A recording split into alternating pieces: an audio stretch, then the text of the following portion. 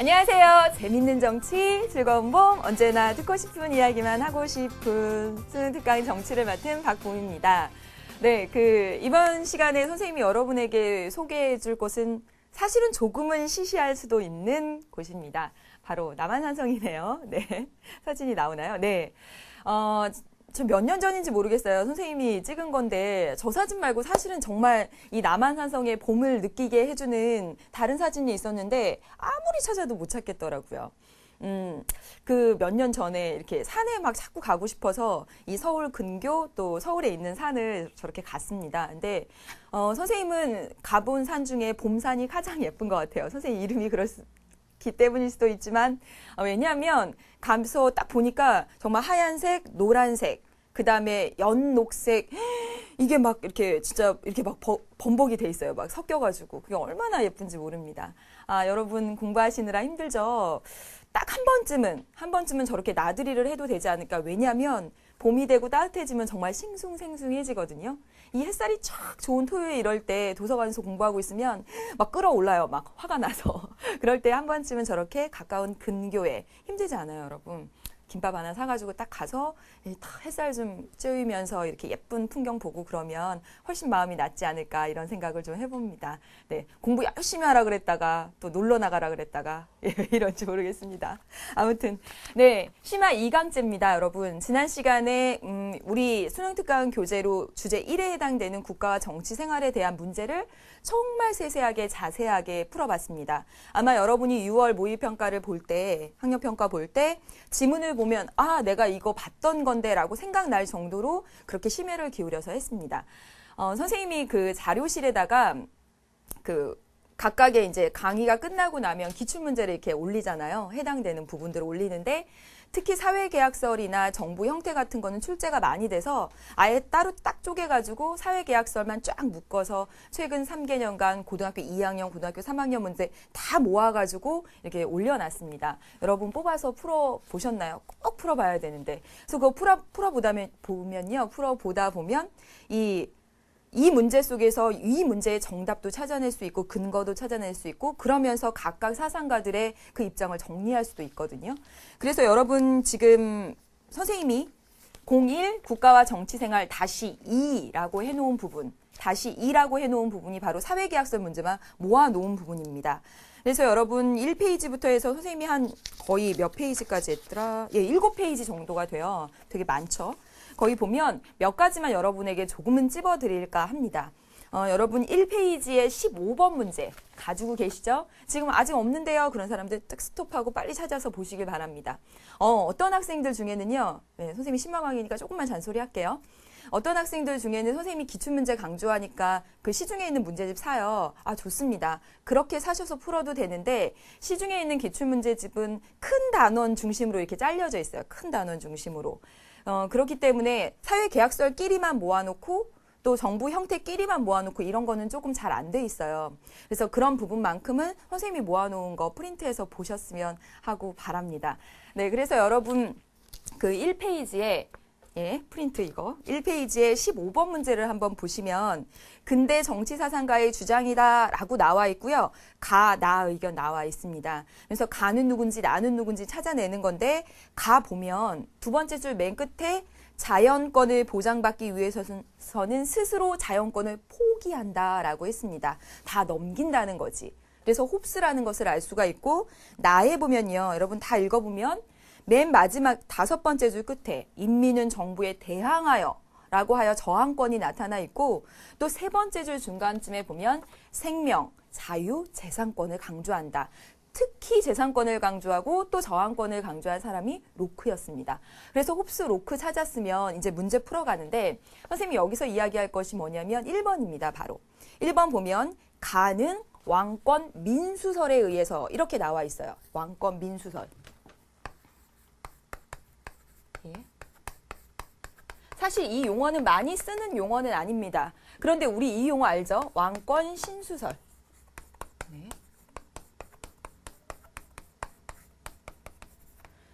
여러분 그 절대 왕정, 절대 왕의 권리를 절대 왕의 권리를 인정했던 사람이 홉스하고 보댕이라는 사람입니다. 보댕은 왜 절대 왕이 존재하냐면 신이 그 권한을 줬으니까. 그런데 홉스는 여러분 사회계약론자예요. 사회계약론. 국가가 성립한 것은 근거가 국민이 동의해줘서 계약을 통해서 그래서 절대 왕이 탄생한 거라고 이야기를 합니다. 즉 왕의 권력은 국민이 수여했다라는 왕권 민수설이죠. 그래서 여기 보면 딱 왕권 민수설이라고 딱 주어져 있고요. 우리 지금 며칠 전에 여러분들 저 보셨죠? 3월 학력평가에서도 이 홉스 나와 있고 홉스 문제만 나왔죠. 어떤 학생들 수강후기에 이렇게 올렸더라고요. 사회계약서 완전 열심히 공부했는데 홉스, 만인에 대한 투쟁 이렇게 간단히 나와서 조금 그랬다라는 학생들도 있었는데 그 문제 1번 보기에 보면 이렇게 나왔습니다. 절대 신으로부터 부여받았다. 그거 아닌 거죠. 왕권 민수설이죠. 국민들로부터 부여받은 거죠. 기출문제 통해서도 이 문제들 풀어보았다면 이번 3월 학력평가 쉽게 풀 수 있었을 거라고 생각을 합니다. 그 문제를요. 그리고 여러분 또 보겠습니다. 여러분 교재 가시면 3페이지입니다. 3페이지에 보면 3페이지에 역시 근대 사상가들의 주장이다 해놓고 가, 나, 다 이렇게 나와 있습니다. 그래서 여러분 찾아보시면 가는 로크, 나는 홉스, 불신과 전쟁 상태 이렇게 했으니까 그다음에 다는 공동선 어쩌고 저쩌고 루소 키워드들 중심으로 해가지고 어떤 학자들인지 바로 찾아낼 수 있을 거라고 선생님 완전 믿습니다. 근데 이제 보기들이 어렵죠. 그쵸? 그러면서 1번 보기 설명을 좀 하겠습니다. 1번 보기에 보면 기역과 미음은이라고 했습니다. 다시 말하면 로크와 홉스는 모두 뭐라고 했냐면 사회계약 전에 효력을 발생하여 자연 상태를 유지하는 기능을 한다. 즉 로크와 홉스의 자연법은 사회계약 이전에 모두 자연 상태를 유지하는 기능을 했다. 자 여러분 보세요. 자연 상태, 국가가 성립되기 이전의 자연 상태에서 그 자연법이 잘 유지하게 하는 기능을 했으면 국가가 왜 탄생했겠어요. 그 기능을 제대로 잘 하지 못했기 때문에 불안전해서 자연 상태가 불안정해서 국가가 탄생한 거잖아요. 그렇죠? 그래서 1번은 오답이 됩니다. 제 기능을 잘했다. 이렇게 말할 수는 없다는 거죠. 그렇죠? 그 다음에 여러분 4번 한번 보도록 하겠습니다. 4번에 보시면 리을은 그랬습니다. 리을은 누가 되냐면 그 홉스의 이제 사람들이요. 홉스에 나타나 있는 사람들은 자신이 원하는 것을 할 수 있는 권리에 있어서 불평등하다 그랬습니다. 이런 거 들어본 적 없는데요. 선생님이 살짝 이야기한 적이 있었어요. 개념 강의나 이런 데서. 자 보세요. 홉스는요. 모든 사람이 아주 동등한 능력을 갖고 태어났다고 했습니다. 그래서 무엇이든지 자기를 위해서 할 수 있는 능력에 있어서는 동등하다 그랬어요. 그래서 내 것을 지키기 위해서는 다른 사람을 해칠 수 있는 그런 권한까지 가지고 있어. 다른 사람도 역시. 모두가 동등한 능력을 가지고 있기 때문에 자연 상태가 전쟁 상태가 되고 불안해지고 무섭고 두려움 상태가 된다는 것입니다. 그래서 이 말이 틀린 거예요. 4번이. 그럼 잡아. 이 말 틀린 건데 어디에 이 힌트가 있냐면 여러분 3페이지 오른쪽 라인에 1번 문제. 1번 문제 딱 가보세요. 1번 문제 가보면 나를 한번 읽어보세요. 나. 1번 문제 나입니다. 오른쪽에 라인에. 거기 보면 나. 자연 상태에서 인간은 밑줄 그어주세요. 누구나 타인의 생명을 위협할 수 있는 측면에서 동등하다라고 말했습니다. 즉 지문을 통해서 모든 인간은 타인을 해칠 수 있고 공격할 수 있는 모든 능력을 가진 것에 있어서 동등하다라고 딱 이렇게 정답을 제시해 놓은 지문도 있고 그리고 그걸 가지고 6번, 7번 문제 왼쪽에 있는 그 문제에서는 오답으로 이렇게 제시를 했습니다. 즉 기출문제를 아주 잘 분석해보고 풀어보다 보면 서로 맞물려서 홉스의 생각은 이러한 거구나 라고 정리를 하실 수 있다는 거예요.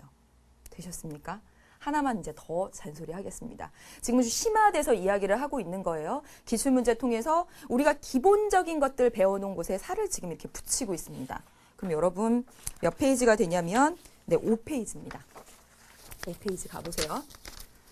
5페이지 가보시면 왼쪽에 제일 위 문제입니다.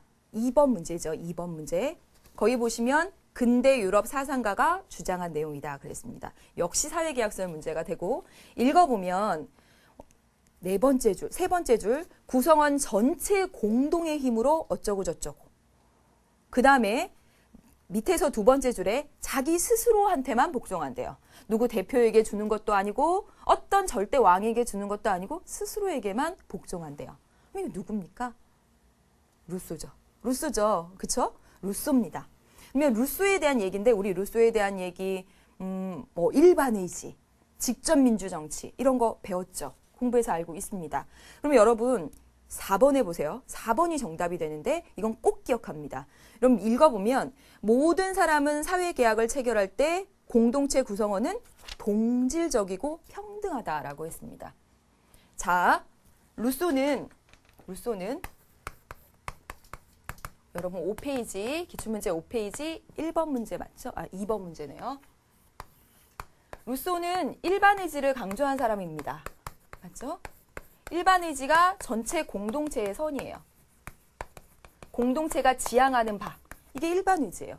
근데 봐봐. 공동체의 구성원이 각각 달라요. 공동체의 구성원이 뭐 대기업 회장처럼 부자인 사람, 선생님처럼 이런 사람, 뭐 이렇게 정말 공동체의 구성원이 각각 다양하고 각양각색이라고 하면 그러면 그들이 지향하는 공동체의 선이 하나로 일치하기가 굉장히 어렵겠지. 그렇죠?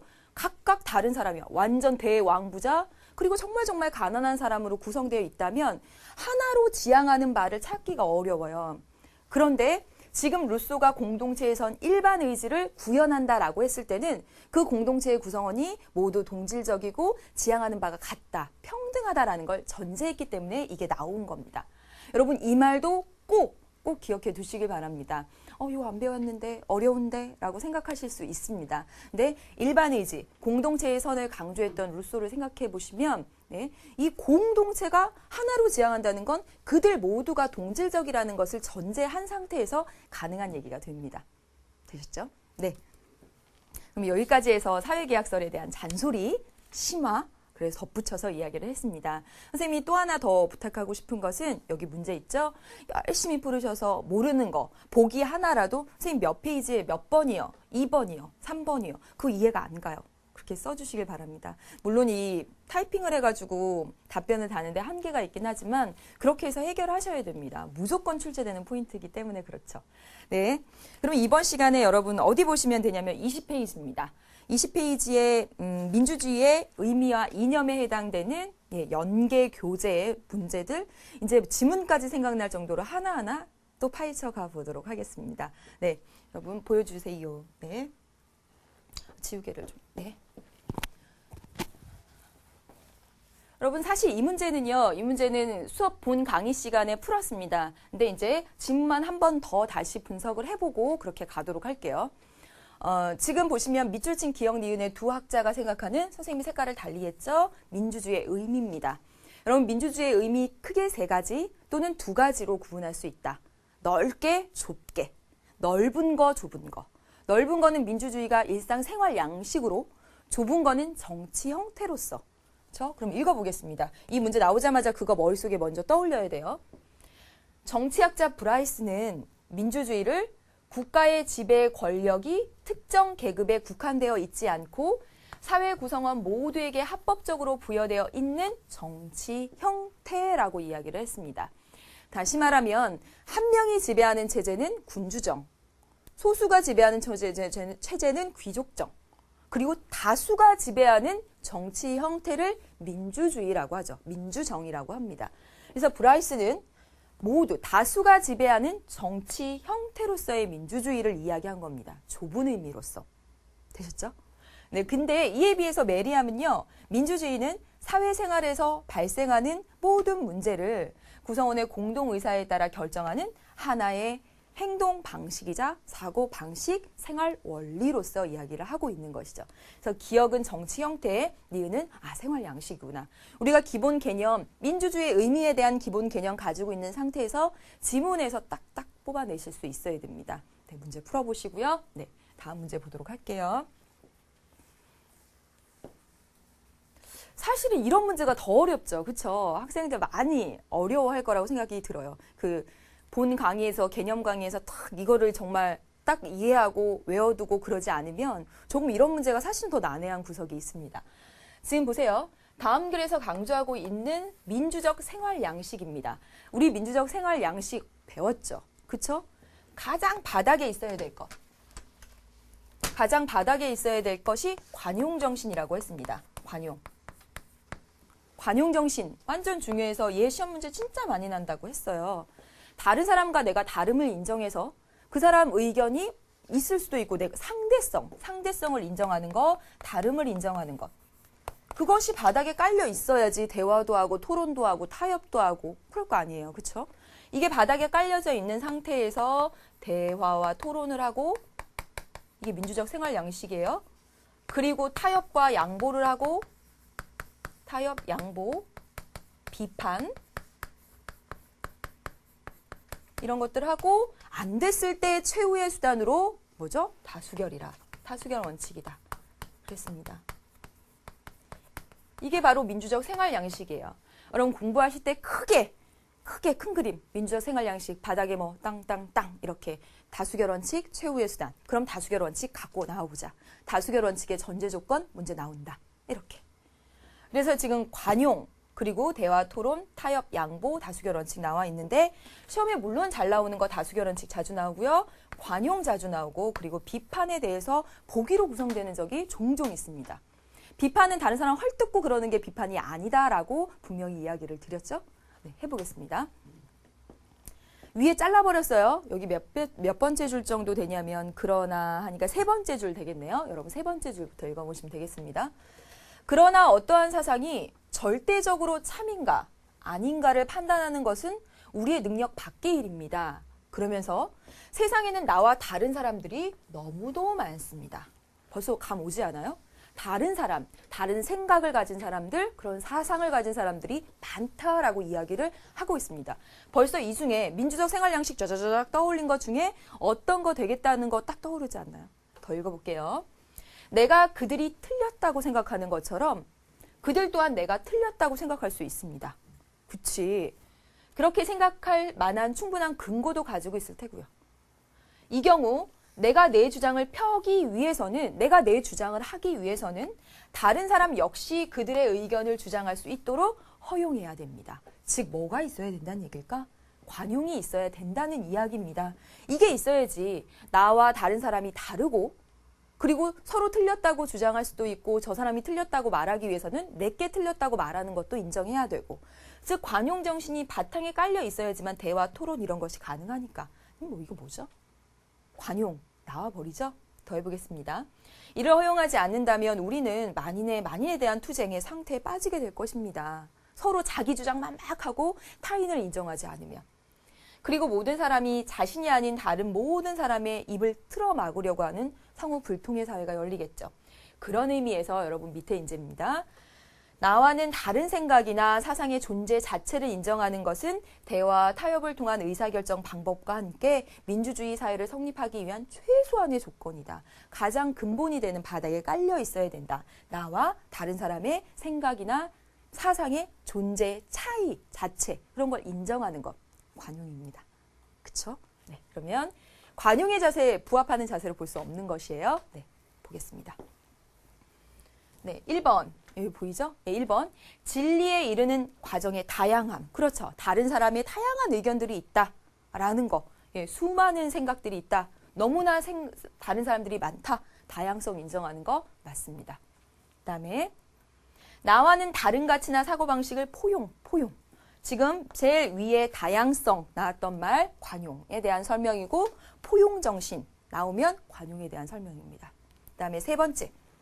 그 누구의 생각도 절대적인 것은 아니다. 상대성 인정. 상대성. 지금 나오죠. 다양성, 포용, 상대성. 이거 다 지금 관용에 대한 겁니다. 되셨어요? 4번. 자기의 주장이나 견해에 오류가 있을 수 있음을 인정하는 자세. 그렇죠? 자기의 잘못도 인정하는 자세. 맞습니다. 정답은 몇 번이에요? 5번입니다. 그럼 5번 보세요. 합리적인 기준에 비추어서 타인이 제시한 의견의 적합성을 따져보는 것. 이거 뭡니까, 여러분? 기준에 비추어서 이거 맞는지 틀린지 따져보는 거. 이게 바로 비판이죠. 비판. 자, 우리 선생님이 이거 비판 이야기할 때 이 얘기 많이 합니다. 우리 여행 어디로 갈까? 수학여행 어디로 갈까? 어떤 애가? 네, 저기로 가세요. 일본의 디즈니랜드, 디즈니월드요? 디즈니 뭐지? 아무튼 일본에 어디로 가자고 그래요.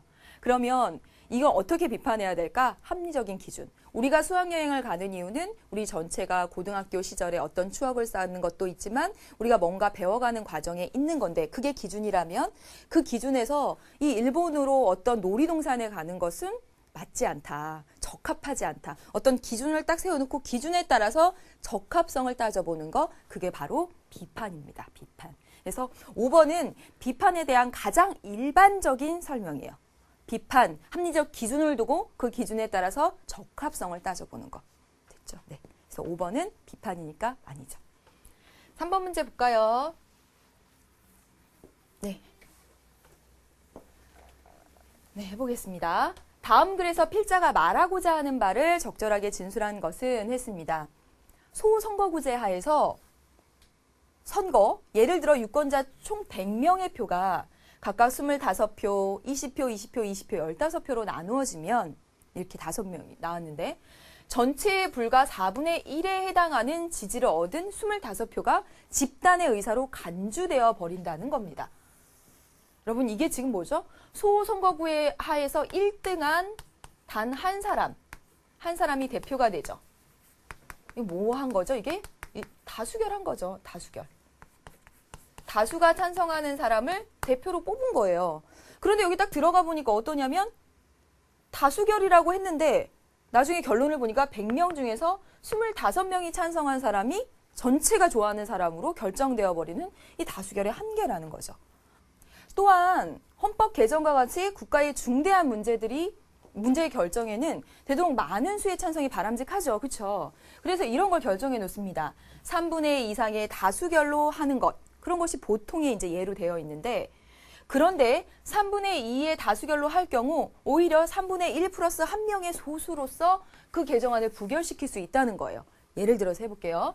지금 100명입니다. 100명 중에 3분의 2가 좋아해야지만 이걸 통과한다라는 이제 그 정족수를 정해놨다는 거예요. 그럼 100명 중에 3분의 2면 67명이 좋아해야지만 이 안건이 결정이 되는 거죠. 너무 중요하니까 이렇게 잡아놓은 겁니다. 근데 이건 또 하나의 맹점이 있지.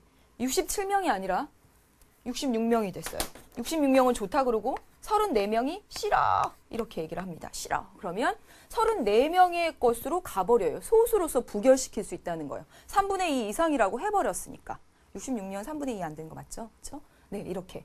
그래서 즉 3분의 2 마이너스 1의 의견이 채택되는 것이 아니라 사실 이게 더 많은 건데 그게 아니라 3분의 1 플러스 1명의 의견이 채택되는 경우가 발생될 수도 있다. 즉 다수결이라고 말은 했지만 사실은 100명 중에 25명이 좋아하는 사람. 또 다수결이라고 해서 엄격한 조건을 해놓으니까 오히려 이 사람이 좋아하는 것보다 여기 소수의 의견이 채택되어 버리는 그런 문제가 발생하더라라는 거죠. 그쵸? 그럼 해볼게요. 1번.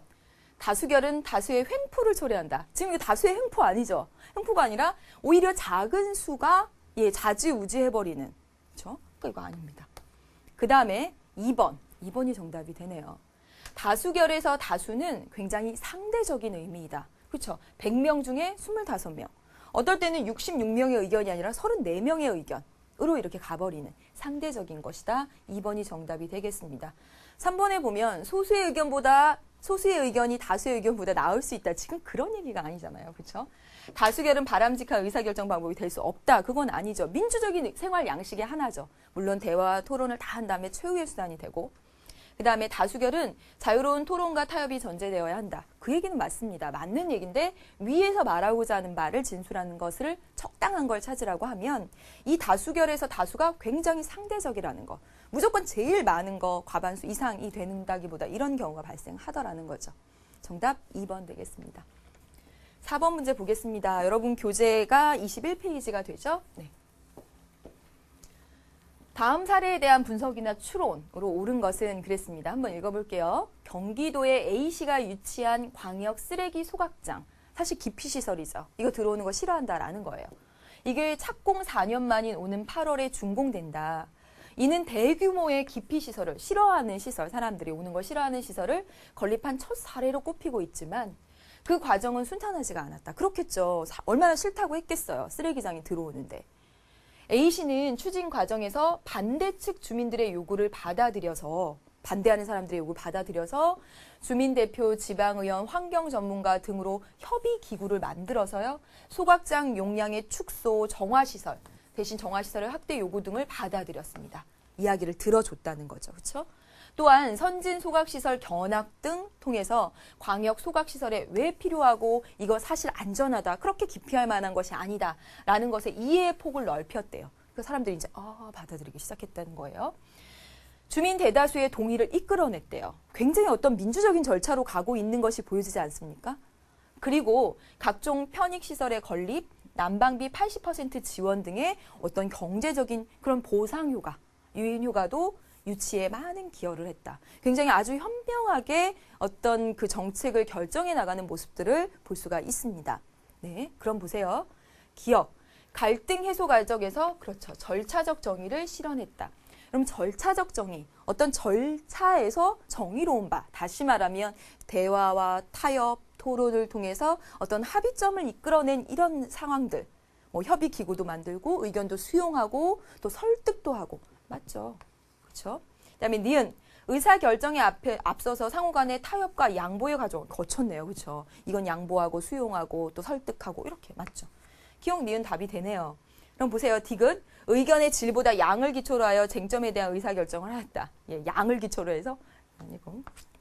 그다음에 갈등의 신속한 해결을 위해서 다수결했어요. 완전 협의기구 만들어서 의견 수용하고 교환하고 했습니다.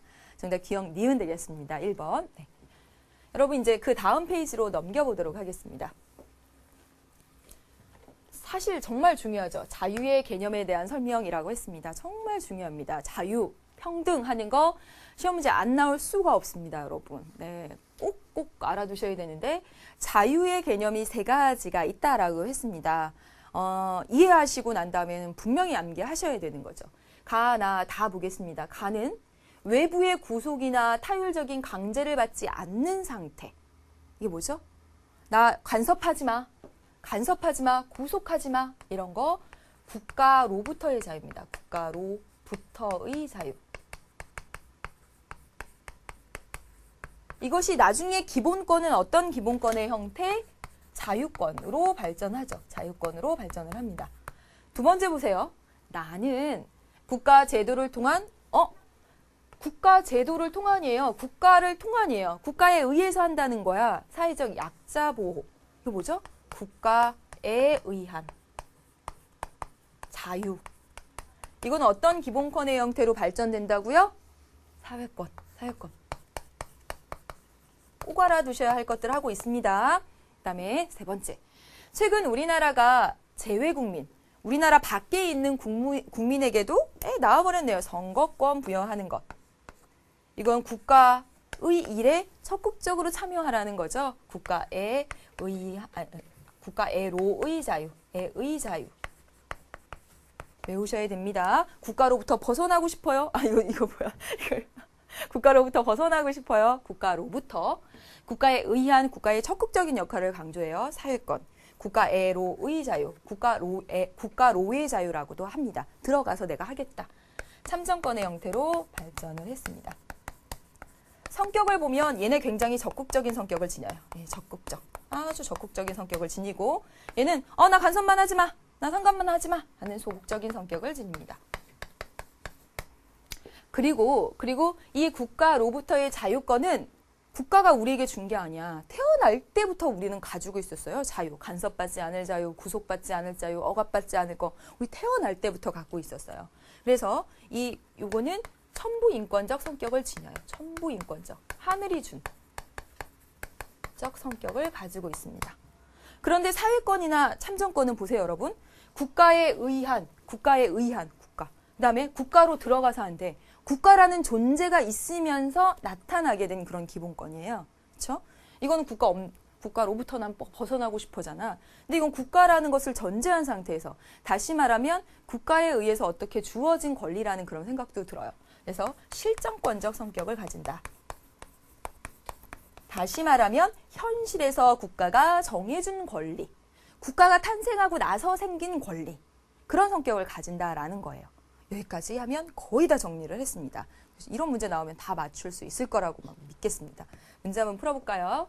여러분 교재 보고 있는 거 맞죠? 네, 1번에 한번 보세요. 1번에 보면 가와 다와 달리 나가 천부인권적이다라고 했는데 선생님이 지금 설명했죠. 가가 천부인권적이죠. 그러니까 틀렸습니다. 그 그다음에 2번에 보면 이게 나옵니다. 뭐가 나오냐면 신자유주의라고 나와요. 신자유주의. 이렇게 안에 들어가서 썼을까요? 네, 이게 나옵니다. 네, 신자유주의가 뭔지 한번 이야기를 해볼게요, 여러분. 네, 그 시민혁명 끝나고 나서 사람들은 국가의 구속, 절대왕의 뭐 이런 구속, 억압 이런 거 받기 너무너무 싫어했어요. 그래서 날 좀 내버려도 하는 자유방임주의였죠. 방임주의. 날 좀 내버려도 국가 너는 좀 찌그러져 있어 이거였습니다. 그러니까 국가의 역할은 되게 작았어요. 작은 국가, 작은 정부. 네. 그러다가 이렇게 국가가 그냥 이렇게 치안, 야경 국가의 역할에 머무르다 보니까 가난한 사람, 그다음에 사회적 약자에 대한 배려가 부족하더라는 거죠. 그래서 이게 문제가 있네. 그래서 수정해야 되겠다. 이게 수정자본주의입니다. 수정해야 되겠네. 기존에 문제가 있으니까. 그래서 이 수정자본주의가 되고는 국가가 적극적인 역할을 하게 돼요. 적극적 정부. 근데 국가가 아주 나서서 이렇게 적극적으로 개입하고 규제하고 하는 것들이 또 문제점이 발생하더라는 거죠. 역사는 원래 돌고 도는 겁니다. 그래서 이제 이거 수정했더니 또 국가가 역할을 하고 막 규제하고 너무 간섭하고 이러니까 좀 안 좋다. 다시 자유로 돌아가자. 이게 신자유주의입니다. 그러니까 신자유주의라고 하면 이 정도의 아주 작은 정부는 아니지만 국가의 역할을 좀 축소하자. 축소. 규제하지 말자. 좀 자율성을 강화하자. 이런 얘기가 됩니다. 여기 다시 돌아온 거니까. 다시 새로운 자유주의. 이해되셨습니까? 그럼 여러분 지금 보기 2번에서 신자유주의 이념은 다 중에 어떤 거랑 맞을까요? 국가 간섭하지 마. 규제하지 마. 나 좀 내버려둬. 다시 돌아온 가와 맞죠. 그렇죠? 그러니까 2번이 정답이 되겠습니다. 신자유주의는 나보다는 가다라고 하는. 그다음에 3번 볼까요? 차티스트 운동은 이 셋 중에 어떤 걸까? 차티스트 운동은 다지? 저 참정권이죠? 다 안 해도 되죠? 현대국가에 들어와서 강조된 것은 현대국가에 와서 강조된 거는요? 사회권이지. 그렇지? 사회권이죠. 그러니까 나가 되겠죠. 그 다음에 5번에 보세요. 소극적 의미로 이해되는 것은 이거였다고 그랬죠. 그렇죠? 적극적 의미 이 두 개지. 다 설명됐습니다. 그래서 정답 2번 고르시면 되겠습니다. 6번 문제를 볼게요. 6번 문제 보시면 거기 이제 아이들이 이야기하고 있죠. 여기 이제 지금 그 말한 것만 이렇게 해놨어요. 두 사람의 대화를 통해서 알 수 있는 이 침해된 자유에 대한 설명입니다. 네, 보세요. 나는 현행범도 아닌데 영장도 없이 체포당했대. 예, 영장도 없이 체포당했답니다. 예, 신체의 자유를 제한하고 있는 거네요. 맞아. 게다가 체포 당시에 미란다 원칙을 고집하지도 않았어. 그랬습니다. 그럼 미란다 원칙이 뭐죠? 너 묵비권을 행사할 수 있어. 그러니까 내가 이렇게 딱 체포되면 경찰이 딱 와가지고 당신은 묵비권을 행사할 수 있습니다. 당신은 이 이유로 체포됩니다. 체포의 이유. 그리고 당신은 변호인의 조력을 받을 권리가 있습니다. 받을 권리. 이렇게 세 가지를 이야기해 줘야 돼요. 그런데 지금 이 사람 A는 현행범도 아닌데 그 자리에서 영장도 없이 잡혀가고 이 미란다 원칙도 고집하지 않고 그냥 체포됐대요. 사람이 누군가에 의해서 이 몸을 이렇게 구속당한다는 것은 신체의 자유를 제한받고 있는 것이죠. 그래서 여기서 말하는 거 바로 신체의 자유입니다. 자유권 중에서 가장 핵심적인 내용이 되죠. 여러분 이 부분에 대한 내용은 지금 이거 미란다 원칙이랑 잘 모르겠는데 이게 뭐지? 네, 3단원의 국민의 권리와 의무, 기본권 할 때 그때 또 자세히 이야기가 될 거예요. 여기서 이렇게 남겨뒀다가 문제 밑에다가 3단원 국민의 권리와 의무 이렇게 써놓으시고 그 부분 공부하시고 다시 여기 오면 이거 완전 식은 죽 먹기. 네. 1번 개인의 삶의 질을 높이기 위한 자유. 개인의 삶의 질을 인간다운 삶을 누리게 하는 그 기본권은 사회권이죠. 사회권. 이게 3단원에 나왔으면 더 좋았을 것 같아요. 그 다음에 2번 정답 되네요. 이 신체의 자유라는 건 국가 이전부터 존재하는 천부 인권적, 하늘이 부여한 권리적 성격을 가진다라는 2번이 되겠습니다. 네. 옳지 않은 것이니까 1번이 옳지 않은 것이고 2번 맞네요. 그럼 3번도 맞는 얘기 되겠네. 시민혁명 당시 가장 중시한 신체의 자유, 국가로부터의 자유, 나를 구속하지 마, 나를 억압하지 마. 맞습니다. 그 다음에 4번 소극적 자유면서 국가로부터의 자유다. 그렇지. 네, 자유권. 그 다음에 외적 강제 없이. 그렇지. 맞네요. 정답 1번 되겠습니다. 네, 이제 두 문제 남았네요. 여기 해당되는 것 중에서. 네, 보겠습니다. 7, 8번 문제. 보세요. 이거 지문이 좀 어려워서 많이 어려웠나요? 예, 지문을 완벽하게 이해하는 시간이 되셨으면 좋겠습니다. 여기. 일반 공무원과 달리 군인, 일반 공무원하고 지금 일반 공무원이 있고요. 그리고 군인이 있습니다. 예. 예, 공무원인데, 둘 다 공무원인데, 일반 그냥 공무원이랑 군인인데, 군인의 경우 폐질이 뭔지 모르겠는데 딱 여기 설명해 놨어요. 이런 거 절대 다 부연 설명해 줍니다. 폐질은 뭐냐면 정신적, 유체적인 손상을 입어 더는 치료가 불가능한 병. 예. 더는 치료할 수 없는 그런 병, 나아지지 않는 그런 병을 폐질이라고 한답니다. 보세요. 군인이, 일반 공무원과 달리 군인이 이런 심각한 병이 확인된 시점이 퇴직 이후라면 상위연금 지급 대상에서 배제한다. 상위연금, 이 상자가 상처 입다 할 때 그 상자입니다. 그래서 뭐가 상처를 입고 국가에 이제 공무하면서 뭔가 상처를 입었다면 국가가 이거 배상해 줘야 되는 거잖아요. 연금을 줘야 되는 건데 지금 보세요. 지금 이걸 딱 그려보면 어떤 군인이 있습니다. 군인이 계속 쭉 해서 여기까지 군복무를 해오다가 이 시점에 퇴직을 했어요. 이 시점에 퇴직을 했어. 이제 군인이 아닌 거지 더 이상. 그런데 퇴직하고 난 이 시점에서 폐질이 확인됐어요. 폐질. 완전 고칠 수 없는 이 병이 확인됐다는 거야. 근데 어떻게 말하냐면 이 폐질이 확인된 시점이 퇴직한 다음에 이 병이 확인되면 연금 안 준대요. 이거 뭔가 부당하지 않아요? 그렇죠? 일반 공무원과 달리라고 했습니다. 일반 공무원은 준다는 거야. 근데 군인은 안 준다는 거야. 이거 뭔가 불평등하죠? 딱 오시죠? 그래서 이 법률 조항은 헌법에 합치하지 않는다는 헌법재판소의 결정이 나왔다. 당연하겠죠. 일반 공무원은 주고 군인은 안 주고. 당연히 합치하지 않지. 재판부는 공적인 업무를 수행 중에 얻은 질병으로 퇴직 이후에 폐질 상태가 확정된 것이라면 그 질병이 퇴직한 뒤 생활에 미치는 정도나 사회보장의 필요성 등의 측면에서 군인과 일반 공무원의 차이가 없다. 군인이든 일반 공무원이든 그 병으로 인해서 앓는 고통, 그 다음에 생활의 어려움, 그건 똑같은데 왜 군인만 안 주냐 이거지. 그래서 재판부는 또 폐질 상태가 확정된 시기는 근무 환경이나 질병의 특수성 등 우연한 사정에 의해 좌우될 수 있다는 점에서 볼 때 여기 마지막 줄 군인과 일반 공무원을 차별하는 것은 합리적인 이유가 없어서 정당화되기 어렵다. 자, 여러분 보겠습니다. 네, 또 이제 나와 볼게요. 평등에는 형식적 평등하고 실질적 평등이 있죠. 형식적 평등은 모든 사람을 동등하게 하는 거. 모든 사람 여기다 쓸까? 모든 사람을 동등하게 하는 거. 실질적 평등은 차이를 인정하는 거죠. 우리가 보통 평등하면 모두를 똑같이 대우하는 것을 평등이라고 생각합니다. 그렇지만 다를 때 달리 대우하는 것, 즉 합리적인 이유가 있을 때. 자, 보세요. 임산부입니다. 배가 이렇게 불러서 여러분 그거 뭐 실험해 봤더니 이 임산부가 여기 차고 있는 게 아니죠. 아기가 한 15kg 막 이 정도 되는데 그 분량을 남자들한테 채워서 하루 종일 이렇게 실험을 했더니 남자들이 힘들어갖고 하루도 못 하겠다고 했대요. 이렇게 채워서 이렇게 했더니 정말 그 무거운 거. 근데 엄마이기 때문에 모성으로 그 무거운 아이, 그다음에 양수 이렇게 안고 있는 거죠. 다르죠? 그쵸? 그렇다면 달리 대우해주고 임산부를 달리 대우해주는 거.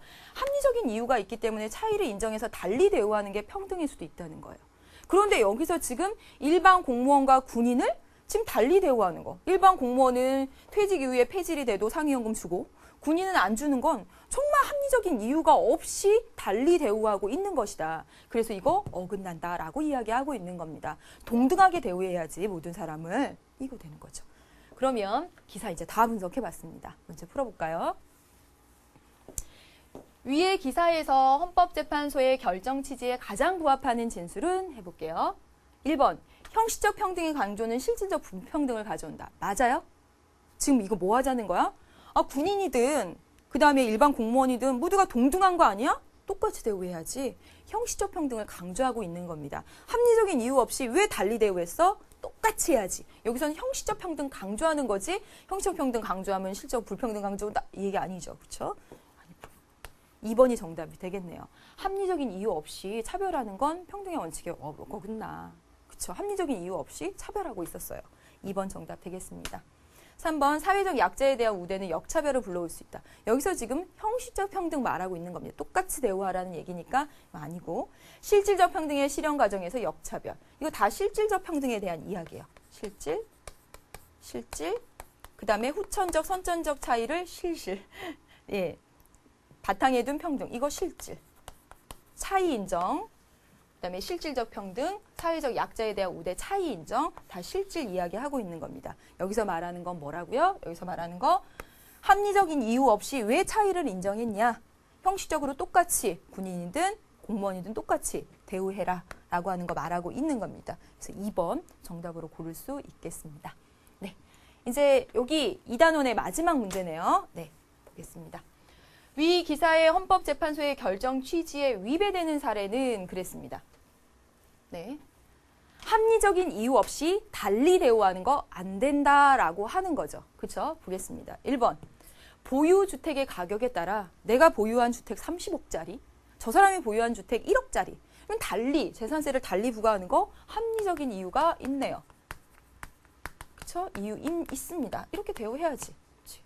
그 다음에 정부는 공무원 채용 시 장애인에게는 가산점, 합리적인 이유가 있으니까 달리 대우하네요. 경찰, 군인 등 일부 공무원에게는 노동 3권 행사를 제한한다. 합리적인 이유가 있죠. 경찰이나 군인 등에게 노동 3권을 줘서 파업을 하고 그랬을 때는 정말 국가에 미치는 영향이 너무너무 달리 클 거 아니에요. 그렇죠? 그러니까 달리 대우하는 거 합리적 이유 있네요. 그 다음에 4번. 4번이 정답이니까 5번부터 해볼게요. 운전면허 시험에 합격한 사람에게만, 당연하지. 운전면허 시험에 합격한 사람에게만 운전할 수 있는 권리 주고 합격하지 못한 사람이 못하게 하는 거. 합리적인 이유가 있죠. 차별을 두는 합리적인 이유가 됩니다. 정답 몇 번이죠? 4번이죠. 총선에서 국회의원 선거에서 정당 후보자와 다시 말하면 한나라당 소속 후보자, 민주당 소속 후보자하고 무소속 후보자, 나 무소속, 나 소속 없어요? 그래서 딱 셋이 나왔을 때 기타 금액의 차이를 둔다. 기타 금액이 뭐냐면 내가 후보로 나가기 위해서는 선거관리위원회에다 어느 정도의 돈을 이렇게 내야 돼요. 예, 어느 정도 기탁해 놔야 돼요. 근데 한나라당, 민주당 소속이면 1,000만 원만 내고 나같이 무소속이면 3,000만 원 내. 이렇게 하는. 합리적 이유가 없이 왜 총선에 나온 국회의원 선거에 출마한 모든 사람을 같이 대우해야지 달리 대우합니까? 이건 합리적 이유 없는 차별이죠. 이게 진짜 차별이죠. 4번. 정답 되겠습니다. 이런 문제 정말 평등에 관한 문제는 정말 많이 나오고 정말 꼭 여러분이 정리하시고 또 이렇게 해주시길 정말 부탁드립니다. 그러면서 여러분 기출 파일에 있는 문제 조금만 더 말씀을 드리고 여러분에게 이 시간을 정리할까 합니다. 여러분 선생님이 자료실에다 이렇게 올려놨습니다. 02 민주주의의 의미와 이념 이렇게 해서 올려놨습니다. 거기 보시면요. 네, 어디 문제 볼 거냐면 네 번째 페이지입니다. 여러분 네 번째 페이지. 네 번째 페이지 제일 하단에 있는 문제입니다. 제일 하단에 있는 이 문제 정리하고 마치도록 할게요. 평등에 대한 문제 선생님이 여기 모아놓은 거 보면 아시겠지만 정말 많이 나와 있어요. 네, 그러니까 보면서 지금 이 문제도 너무너무 좋은 문제예요. 다시 보시고 얼마든지 연계 문제로 활용될 수가 있습니다. 이쪽으로 좀 나와서 해볼게요. 지금 여러분 4페이지 프린트 하셔야 됩니다. 4페이지 제일 하단에 1번 문제입니다. 4페이지 제일 하단에 가보세요. 민간재산과 민간재산이 있고요. 그 다음에 옆에 국유잡종재산. 모르겠는데 잡종은 뭔지 모르겠는데 국유재산 이렇게 있는데 이것에 대해서 시효취득을 배제하는 일반 민간재산과 달리 국유재산에 대해서는 시효취득을 배제하는 국유재산법의 규정은 평등권을 침해한다. 자, 시효취득에 대해서 선생님이 설명하지 않겠습니다. 이것은 법 부분에 해당되는 거예요. 여러분에게 이걸 한다는 건 정말 너무. 자, 다시 이걸 잘 읽어보면 민간재산과 달리 얘한테만 뭔가 특혜를 주고 있었다는 거죠. 민간재산과 달리 얘한테만 특혜를 주고 있었던 것은 위반된다. 평등의 원칙에 위반된다. 평등권을 침해한다라고 했습니다. 다시 말하면 이 판결이 나온 이유는 이거나 동등한 거다. 왜 차이를 주냐? 차이 인정하지 않는 형식적 평등 이야기하고 있는 겁니다.